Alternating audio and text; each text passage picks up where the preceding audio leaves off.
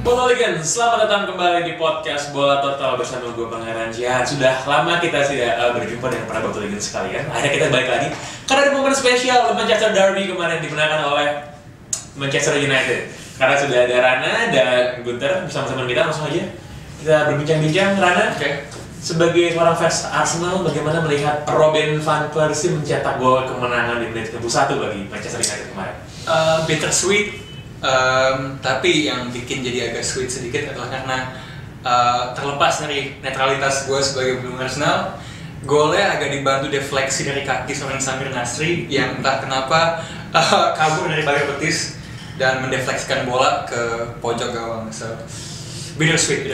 Itu sebenarnya kalau kita lihat berawal dari kebodohan sih kalau bilang sih, kayak klise lama-lama bola di sisi kiri gitu kan. Pada saat dia bisa nendang bola lagi pas Arsenal dicuri bola back, kalau kita sama Tevez jatuh, pagar betisnya harusnya ada 4 pemain standar lah. Tevez kabur, nggak tahu kenapa dari pagar betis. Mungkin ada yang nawarin kontrak baru di lapangan dia kontrak. Nasri setengah hati. Itu menghajar kemenangan bagi United. Gunter, untuk pertama kalinya dalam setahun terakhir United bisa menang lawan City, dan akhirnya rekor home undefeated-nya City bisa hilang. Yes. Bagaimana ini akan berpengaruh pada perjalanan United musim ini di Premier League? I think kita baca dari tahun lalu ya, Man United itu up by 9 points ya. Yes. By 9 points akhirnya kita bisa sama City. I think kita sekarang up by 6 points. It's a good start ya. Tapi I think Man United masih banyak PR harus dikerjain gitu. And City, this is bad news buat Man United. City baru keluar dari Champions League, bahkan nggak ada di Europa League. Jadi mereka cuma konsen di Premier League gitu. That is very sad news buat Man United. Gitu. I think Man United pelan-pelan udah semakin baik. I think we have to outscore everybody sekarang, which is nggak sesuai dengan apa yang gue mau. Tapi I think the season will go on, and I think it's good sih. Kemarin di Twitter ada jokes kita bilang ya Alex Ferguson tuh masang lagu Champions League sebelum pertandingan harus dibunyiin ke ruang gantinya City, makanya mereka bisa main. Oh, ini Champions League, we're going to play crap gitu tonight kan. Nah, tadi kalau gue boleh, terlepas dari jokesnya, I don't wanna break a good joke ya. City sebenarnya mainnya nggak jelek kemarin. Kalau kita ngomongin babak kedua especially ya, gue ngeliat balance of play-nya sebenarnya kedua tim itu seimbang. Masalahnya adalah kenapa City nggak show up dengan skuad terbaiknya dari awal. Gue ngerti kenapa Mancini mainin Balotelli, kadang-kala gue nggak ngerti kenapa dia tetap insist untuk mainin Balotelli ya. Ada joke yang bilang ujung-ujungnya kan Edin Dzeko dimasukin kan, ada apakah yang mesti dilakukan Edin Dzeko untuk main dari awal? Apakah dia mesti main ke Argentina, main petasan kembang api di rumahnya gitu loh?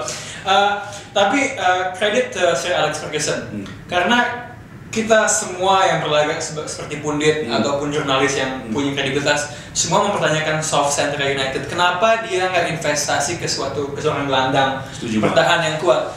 Alasannya waktu itu kenapa ujung-ujungnya beli Van Persie karena untuk outscore everybody. Mungkin logika kita bilang kalau ya ngapain apa sih waktu lo beli steak ketika yang lo butuh mungkin makanan staple food, makanan pokok.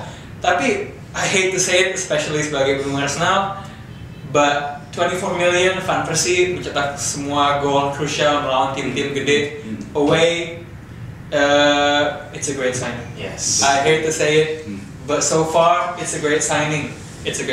Karena Arsenal pun yang ditinggal peringkat 4 yang selalu jadi entah kenapa jadi targetnya pun sekarang belum tercapai. MU peringkat 1 kan, so at 6 points clear. At the time being dengan udah main semua pertandingan away lawan dua rival paling dekat, the signs are really good.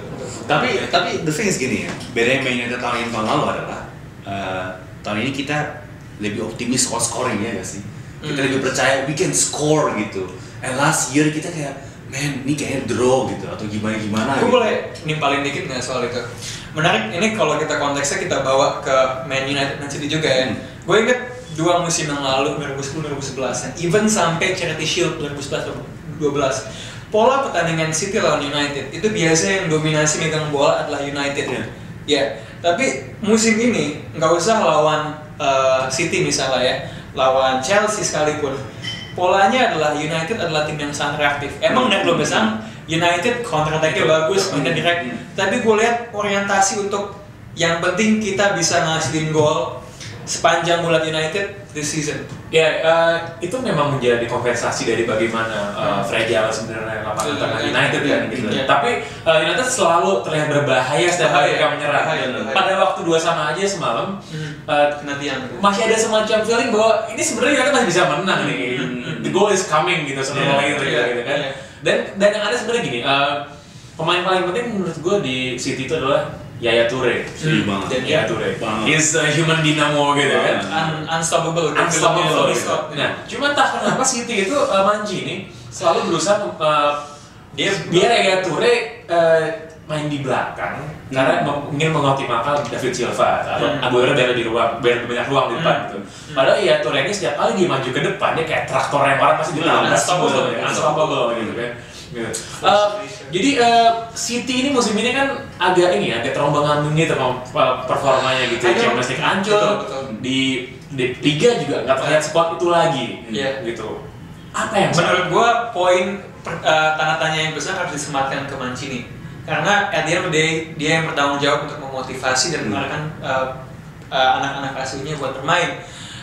Menurut gue dari awal musim ya, City nggak semulus, nggak semantap musim lalu. Ada hubungannya sama too much tinkering, mainin 3 di belakang misalnya, yang lo bilang tadi itu mundur baru babak kedua dia bangkit entah kenapa. So I don't get it, hanya Mancini yang bisa menjawab kenapa dia bermain seperti itu, kenapa dia nggak bermain to the biggest strength of his team gitu. Iya, dan kenapa dia and that's what Ferguson does. Dia ngeliat timnya, dia mengakui oke, gelandang kita nggak semantap itu dalam mempertahankan posisi bola. I play with our greatest strength, yaitu counter attack, use the flanks. You know, if the car isn't broke, don't fix it. Salah satu momen paling lucu pada match kemarin adalah pada waktu Balotelli di lapangan, and then dia mencoba melakukan back heel yang nggak perlu. Terus kamera nyolot ke muka Mancini rolling abol gitu. Seperti bapak yang menyesal memberi kesempatan itu pada akhirnya. Gunter, bagaimana kemenangan ini tentu akan membuat United clear 6 poin gitu. Tapi ada ketakutan giliran lawan tim gede jago lawan tim yang lebih kecil, nggak konsisten. Nah itu dia. Man United 6 points clear atau bahkan seandainya hari ini 12 points clear, gue nggak yakin bisa pasti juara. Orang bilang pasti juara gitu kan.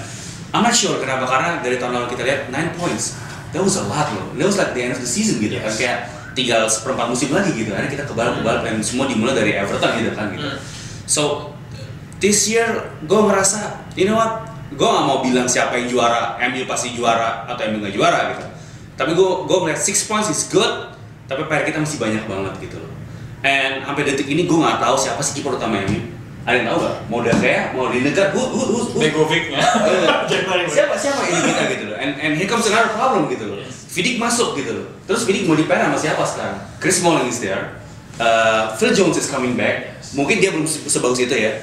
And gue jujur ya, Johnny Evans itu bukan pemain yang skillnya tinggi ya gitu ya. Tapi he's a good leader gitu loh. Karena pas gue ngeliat main, gue merhatiin dia bener-bener. Gue ngeliat Johnny Evans adalah orang yang manggil si Rafael mundur, tau gak? Kayak Rafael mundur.